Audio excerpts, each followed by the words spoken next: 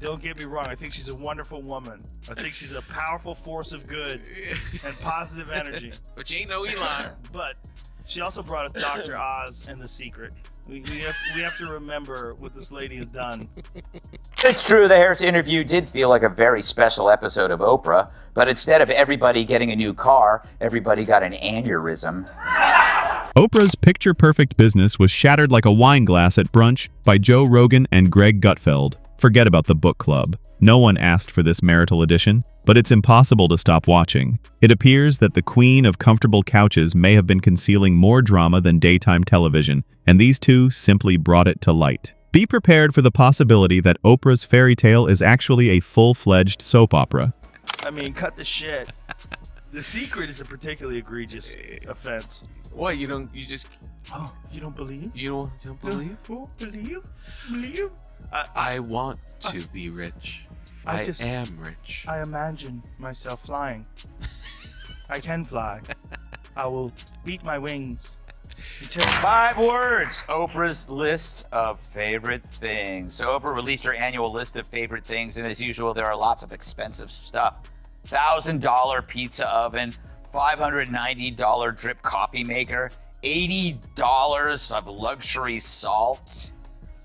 Sadly, no proposal from Steph. If you find it entertaining, kindly subscribe to the channel. It's more helpful than you may imagine. With a single nod, Oprah Winfrey created a religious experience on daytime television, boosted book sales, and persuaded millions of suburban mothers that reading Eckhart Tolle would change their lives. She has been portrayed as perfect for decades, like though Miss Teresa and Jeff Bezos had a child who grew up surrounded by designer bread and motivational sayings. I want to say disturbing, but it was confusing when that was taking hold of people. When I had friends that were telling me that The Secret is real and that they imagined they were going to fulfill these childhood dreams that they had about whatever, being a fucking astronaut, whatever it would be. There's a couple people that I knew that were trying to tell me that The Secret was going to be the thing and that they had a vision board and they had photographs, they put pictures up of the things that they wanted, like them in front of large crowds and shit. I'm like, oh boy. Them in front of large crowds. Here's the twist. One couch session at a time, Oprah was busy changing American culture and selling optimism. But Greg Gutfeld and Joe Rogan have begun to cast doubt on the one narrative she never gave a clear explanation for: her marriage, or, more precisely, her denial of ever having one. The quiet underbelly of Oprah's empire has always been her love life, let's face it. There's the world-renowned Oprah. Additionally, Stedman Graham, whose claim to fame is simply that he has been standing next to Oprah since Ronald Reagan was president, is always neatly out of the spotlight in the background. I think she went over this first to make sure it wasn't too extravagant. You're missing the best one. What? Okay, it is a little journal and it's called I'm Dead, Now What? Important information on my belongings, business affairs, and wishes. Hand this to someone at Christmas, I dare you. Like, Holly Jolly is over after that. Oprah is actually suggesting that Epic, you're like, listen, what do you say? Like, this made me think of you. Like the supporting character in a Marvel film, he has a name, but no one can recall it. He comes out for a picture every few years, gives a courteous grin, and then disappears again, like Bigfoot in a tuxedo. And people ask inquiries. They started dating in 1986. 1992 saw their engagement. And yet, 3 decades later, no wedding has taken place. No quickie at the courthouse, no backyard cookout, not even an Elvis drive-thru ceremony in Vegas. Not a thing. Engagements longer than the Fresh Prince theme song are usually viewed with suspicion by couples. Apparently, Oprah and Stedman use it as their lifestyle brand. Remember the time Oprah had that lady on, its face bit off by the chimp, and she showed her face on TV? Oh, yeah. Miraculously, she survived just the unimaginable. Her name is Charla Nash. Charla almost always covers her face with the hat and scarf. She wears it, she says, because she doesn't want to scare people. The lady was wearing a veil over her face, like, let's see your face, come on. She pulls the veil away. Like a nope. What are you doing? Do you mind lifting the veil? So we can see. You could take the hat off. Oh, the hat comes off. Yep. Okay.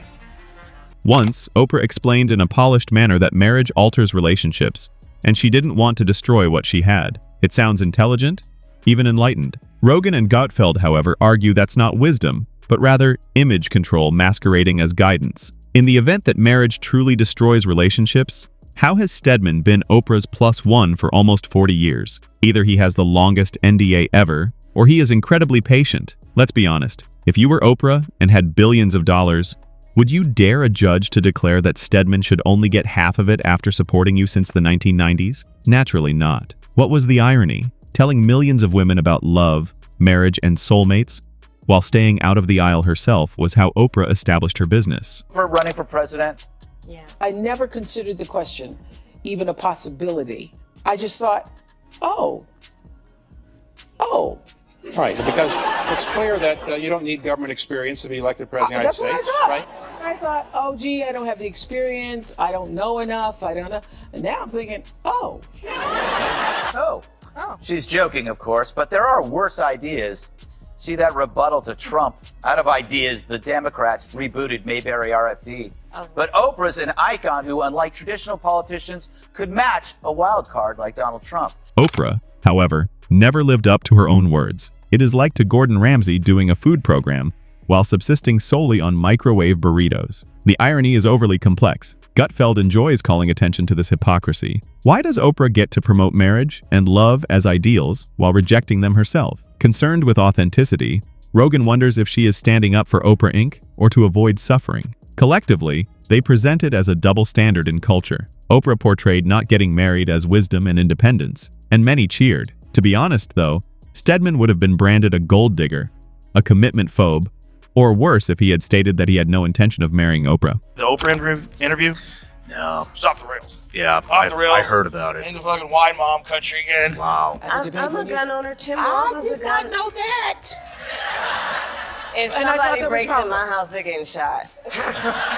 Yes, I hear that. Tim Dillon is the best. Tim Dillon's like, she's saying gypsy curses. What is she saying? It becomes motivating when Oprah says it, but Rogan and Gutfeld don't accept that. The hypocrisy and double standard are criticized, and it is implied that her decision was made for control, showmanship, and empire maintenance, rather than empowerment. Oprah views marriage as a label rather than merely a ritual, and the master of brand marketing wasn't going to allow her own label to be overshadowed by another. However, Rogan and Gutfeld turn it into something less flattering. A relationship that no one cared to notarize has long resembled a corporate contract. Stedman is a permanent intern who failed to clock out, not a fiancé at this time. Oprah can't move a marriage license as quickly as even the DMV.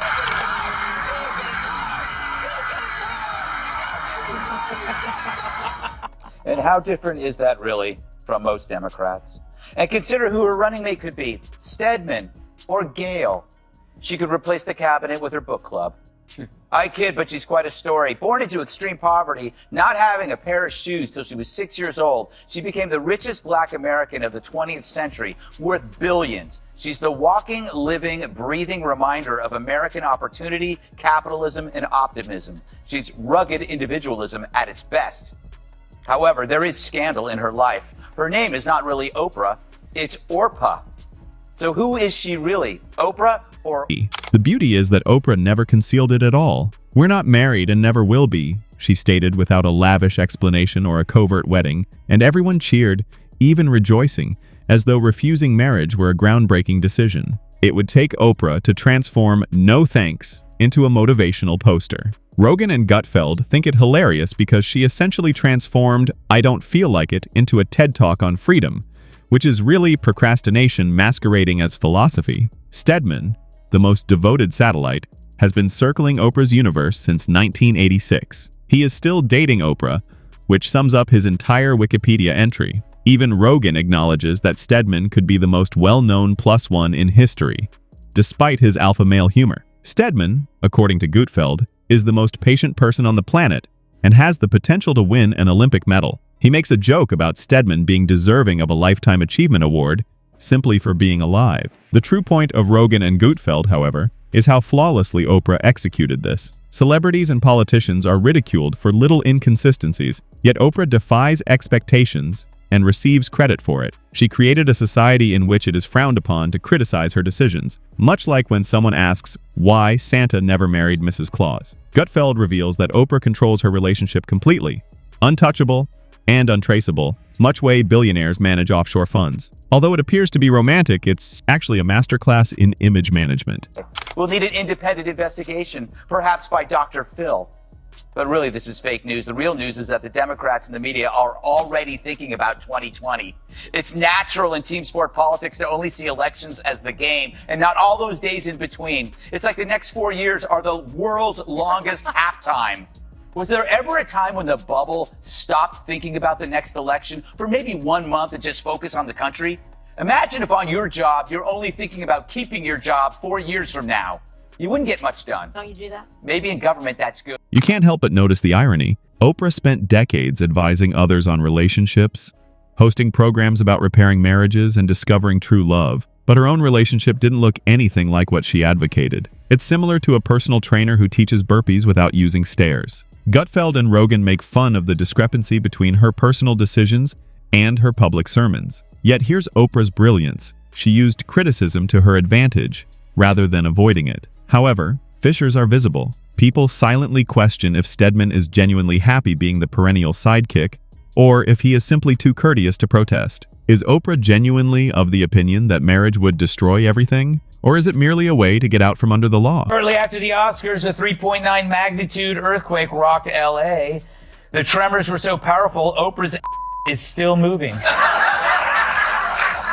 Why would you laugh at that? That's fat shame. Because they pierce the myth's core, Rogan and Gutfeld thrive on these inquiries. Oprah is shown as an institution rather than merely a woman. Rogan laughs that most men couldn't stand to remain in the background for that long. However, Stedman did it with the grace of a Zen master. Gutfeld makes fun of Oprah for avoiding the largest commitment in the world, while also persuading her audience that she was the epitome of stability. Together, they reveal things that no one ever truly expresses aloud. There is no fairy tale in Oprah's relationship. Brand strategy is what it is. She is not facing criminal charges from Rogan or Gutfeld. Simply put, they are bringing the show to a close. What Joe Rogan and Greg Gutfeld are actually exposing when they sit down to discuss Oprah's marriage is the notion of perfection. Myth. You may enjoy a romantic life, establish an empire, and never compromise. They're voicing what everyone else has been too courteous to say, that Oprah's talk show, her billions, or even her book club may not be her greatest accomplishment. She may have persuaded the world to celebrate a marriage that never happened.